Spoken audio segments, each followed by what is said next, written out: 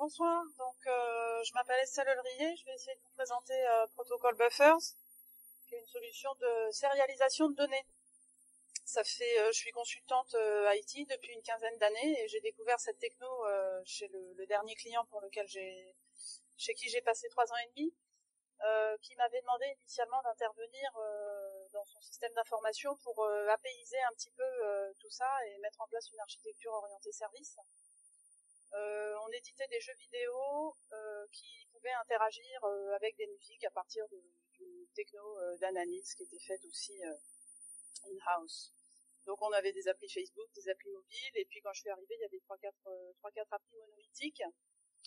Et il y a par exemple des objets métiers dont on avait besoin à peu près partout, comme les songs. Et à partir du moment où on a commencé à splitter un petit peu quelques services, on a utilisé JSON comme tout le monde parce que c'est facile, que tout le monde connaît. Et puis, comme j'étais en charge aussi de mettre en place la solution de Business Intelligence, sur 3 applis qui me remontaient des logs selon le contexte, que ce soit front, mobile, etc. J'avais du JSON, certes, mais j'avais jamais la même représentation d'une song. Et donc, il fallait que la plateforme de BI homogénéise, parse des données, aille vérifier dans les bases de données maîtres si c'était bien les bonnes songs, sachant que derrière il y avait quand même du reporting financier. Donc on ne pouvait pas se permettre d'avoir des données corrompues. Et en fait, avec JSON ou avec des solutions de sérialisation qui n'offrent pas vraiment une structure forte au niveau de la donnée, on a ce risque de corruption de la donnée à travers le système d'information, à travers toutes les applis que ces données vont traverser. Dès lors qu'elles ont mis un pied en dehors de la base de données relationnelle, voilà, full JSON, full REST sans contrôle, ça peut facilement mener à des corruptions de données ou en tout cas des surcharges de travail pour la BI et pour les développeurs en maintenance de code, en mapping de structures d'objets d'une techno vers une autre. Voilà, donc la sérialisation, le principe, c'est justement, précisément de pouvoir échanger des données à travers plusieurs applis. Et c'est en cherchant quel système de sérialisation adopter pour avoir un petit peu plus de structure, un petit peu plus de contrôle qu'avec JSON, c'est comme ça que je suis tombée sur Protocol Buffers, qui est donc une solution d'encodage qui a été développée chez Google, qu'ils ont passé en open source en 2008. Eux, ils maintiennent la partie C++, Java, Python, et puis il y a plus d'une trentaine de langages dans lesquels la librairie est implémentée, maintenue par la communauté open source. C'est une techno qui est rapprochée de Thrift, qui est le protocole Buffers de chez Facebook, qu'ils ont sorti en open source aussi. Je ne sais pas lequel des deux l'a sorti le premier, mais bon, c'est un petit peu la même idée. Avros, ça vient de la fondation Apache, c'est vraiment le même genre de techno. Et dans Thrift et Protocol Buffers, il y a un moyen de représenter pas seulement les structures de données, mais aussi les services. Donc on pourrait dire que c'est un peu le SOAP nouvelle génération, quoi, le SOAP à la mode REST et Web 2.0. C'est donc pas le seul système technologie de sérialisation. Il y a beaucoup de formats. Le seul qui concurrence un petit peu, enfin le seul, pas le seul, mais celui qui semble être un bon successeur à JSON et qui concurrence Protocol Buffers au niveau des perfs et au niveau de la taille des données, c'est MessagePack, mais je dirais qu'il a le même problème que JSON, c'est-à-dire qu'il sérialise n'importe quelle structure qu'on lui présente sans aucun contrôle. Au niveau de la compression des données, Protocol Buffers ne fait pas proprement parler de la compression, simplement c'est un encodage binaire comme MessagePack, et c'est pour ça que ils font partie des meilleurs en termes de gains sur la taille des données et donc le trafic réseau. Et Protocol Buffer, son intérêt par rapport à du JSON ou du XML où la donnée transporte elle-même son schéma, en fait on définit le schéma d'une part et après les buffers de données, les données sérialisées, elles sont balancées sans le schéma. Donc ça représente aussi un petit gain de place qui n'est pas tout à fait négligeable. Alors, un objet protocole buffer, ça s'appelle un message. Donc là, j'ai défini deux messages, un song et un resource qui représentent les fichiers physiques associés à une song. C'est une syntaxe assez standard. On a la possibilité de définir des attributs. Ils peuvent être de 3 sortes, required, optional ou repeated. Ça, c'est pour définir des listes. On a les types natifs scalaires de base, numérique et chaîne, et puis après on peut avoir des attributs de type qu'on a nous-mêmes définis. Donc on peut faire des objets, des structures de données d'à peu près toutes sortes, on est complètement libre avec ça. Ensuite on donne un nom à l'attribut, et puis on a un index qui représente en fait la position que cet attribut va avoir dans la chaîne sérialisée. On peut donner des valeurs par défaut, voilà, on va se dépêcher un peu. On peut, par le biais d'import d'autres fichiers, accéder à des types de messages qui sont définis ailleurs. Et on peut définir des messages dans des messages, des énumérations qui sont juste des listes de constantes dans des messages, et y accéder, comme dans l'exemple de la ressource là, juste en désignant leur chemin dans l'arborescence de la structure dans laquelle elles ont été définies. Et puis ces ressources physiques, par exemple, j'utilise un champ one-off dessus, c'est une autre possibilité sympa dans Protocol Buffers. Typiquement pour les frontaux web, quand on accède à la ressource, c'est pour jouer le MP3, donc on a besoin certainement d'afficher la jaquette de l'album et puis le titre de la chanson. Donc on a envie d'avoir l'objet song directement accessible. Par contre, pour l'appli qui est chargée de réencoder les MP3 ou resizer les images, on s'en fiche, on a juste besoin d'une référence. Et un champ one-off, ça permet d'assurer qu'on a un seul des attributs mentionnés qui sera valué au moment où on y accède. Voilà, donc ça c'est les énumérations, c'est des listes de constantes. Une fois qu'on a défini tous nos schémas, on compile. Donc déjà on a une première validation à ce niveau-là. Et puis après on a des petits fichiers dans le langage dans lequel on se trouve pour commencer à utiliser nos objets protocole buffer, à sérialiser des données. Donc ici c'est un petit exemple dans ma console Python, j'importe immédiatement mon module que le compilateur Protoc m'a généré, j'instancie un objet, je m'aperçois qu'il a bien ses valeurs par défaut, et au moment où j'essaie de le sérialiser, il me dit gentiment que dans le schéma il y a un champ ID qui est required et que donc il refuse de sérialiser parce que c'est pas conforme. Il y a quelques petites contraintes que généralement les développeurs n'aiment pas trop, surtout s'ils sont habitués à bosser avec JSON, mais je rapprocherai ça des contraintes qu'on peut avoir un peu avec des bases de données relationnelles, c'est-à-dire qu'on a une structure forte, donc il faut faire attention quand on veut modifier le schéma, parce que évidemment, si on essaie de désérialiser des objets qui ont été sérialisés avec un schéma non compatible, ça va pas bien marcher. Donc attention à la corruption de données. Les énumérations sont pas facilement, on peut pas facilement les mettre à jour, donc c'est plus, faut pas prendre ça comme des sets de data, c'est plus des variables de classe globale. Et puis les required fields pour les mêmes raisons de difficulté de mise à jour du schéma. Google conseille carrément de pas les utiliser du tout, donc si vous l'utilisez, il faut être vraiment sûr que c'est required absolument dans tous les cas, partout, tout le temps. Voilà, et il y a un petit peu de flexibilité avec le système des extensions.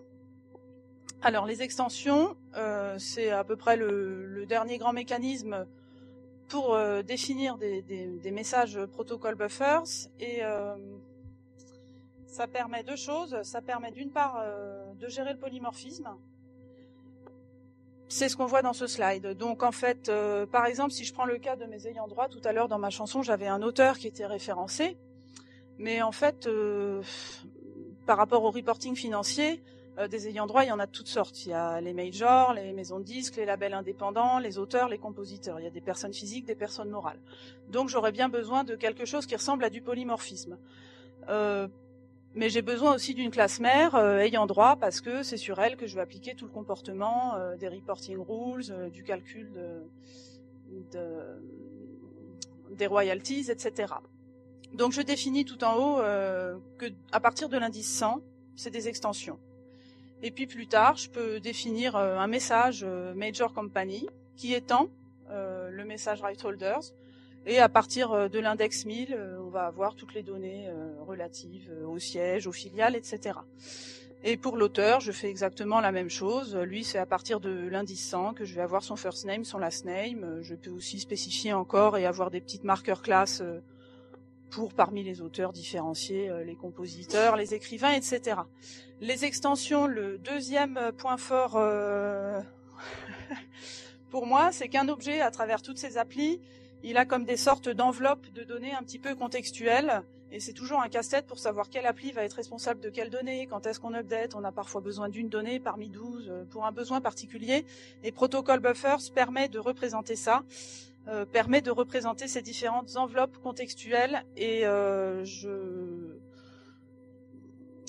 quand on a accès à ce type de schéma, en fait, par exemple, au cas où on ait besoin d'auditer un système, c'est vraiment l'équivalent du MCD sur une base relationnelle dans une appli, sauf que là, on a une vision à travers tout le système d'information. On a une vision sur un objet métier de son scope à travers le système d'information. Pour la song, par exemple, d'un côté, il a des images, il a besoin de gérer des fichiers. D'un autre côté, il est soumis à un workflow légal par rapport à une obligation de contrat. Donc, Protocol Buffer, c'est super parce que c'est très performant pour les échanges de données. Ça donne une bonne visibilité, un contrôle sur l'intégrité, l'homogénéité, la consistance des données à travers tout le système d'information. On gagne beaucoup de lignes de code et beaucoup de temps en debug. Ça marche dans plein d'environnements. C'est facile à adopter, facile à déployer. Voilà. Merci.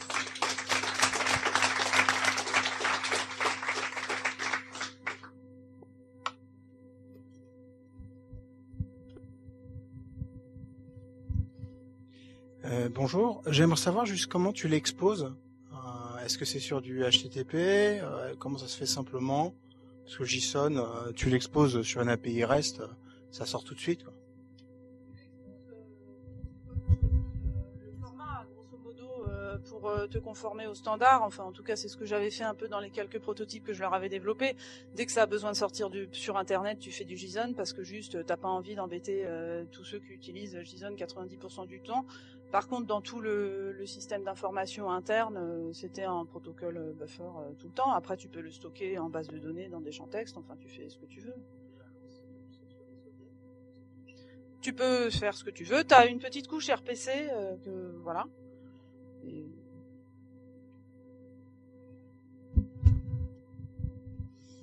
Moi j'avais une question justement sur l'évolution du schéma, ça a l'air d'être la partie difficile, parce que du coup en fait dès que tu veux faire évoluer quelque chose, il faudrait me garder toutes les anciennes versions au cas où quelque chose avait été encodé avec cette version-là. Enfin comment ça se passe et justement comment choisir la bonne enfin. Je dirais que c'est un peu comme dans les bases de données relationnelles, hein. C'est pas du tout impossible de changer le schéma, simplement à partir du moment où tu as des points proto qui se baladent partout, éventuellement sur des applis tierces sur lesquelles tu n'as pas la main, tu risques de sérialiser des données sur un nouveau format que les clients vont pas comprendre. Donc en fait, c'est pas que tu peux pas mettre à jour le schéma, c'est que tu as des cas de certains types de données ou certaines données, si tu mets à jour le schéma, ça peut les péter. Donc soit faut être en mesure de migrer tes données, soit faut être en mesure de déployer, de mettre à jour les schémas, de trouver une solution. Et à défaut, tu rajoutes un nouveau champ, ça casse pas l'existant, et puis les API qui, elles, sont à jour, elles peuvent commencer à bosser avec le nouveau champ. J'ai une question un peu liée à celle qui posait. En fait, c'est comment ça s'interface avec les différents environnements. Par exemple, je pense au mapping avec des domaines modèles en Java ou en Ruby ou avec du JavaScript. Ou comment on l'utilise en fait. C'est une librairie à installer et c'est la partie où ça te génère du code natif en fait. Donc ce qu'on voit dans le point proto en Python, ça génère une classe avec une métaclasse qui te permet d'accéder aux attributs que tu as définis dans ton schéma. J'ai pas eu le temps tellement bien de le montrer. Tu as une trentaine de méthodes qui est dans cette classe par défaut, qui te permet d'accéder à tes attributs, de faire des merges, des copies d'objets, etc. Et après, tu fais des wrappers dans ton appli comme tu veux pour utiliser ces classes-là. En fait, on pourrait dire que les classes de ton appli, elles font plus que du comportement, et la partie données pures, elle est dans des objets proto, quoi, qui eux font que de la donnée quasiment. Imaginons je fais du Java, par exemple, parce que c'est un langage que je connais bien. Je pense aussi à Hibernate et à des choses du genre. Je veux s'arrêter dans Protobuf. Ça génère des classes. D'accord. D'accord. pense que Avro, il apporte une solution par rapport à l'incompatibilité entre les schémas. Si tu fais évoluer ton schéma, je pense que c'est Avro, c'est ce qu'il apporte de plus par rapport au protocole buffer. Et voilà. Avro est toujours sur la sérialisation et par contre, il n'y a pas toute la couche description de service où là, je pense que c'est Swift qui l'emporte. Mais voilà, Avro est vraiment meilleur sur la partie sérialisation et données. Trois solutions sont des très bonnes solutions. Merci.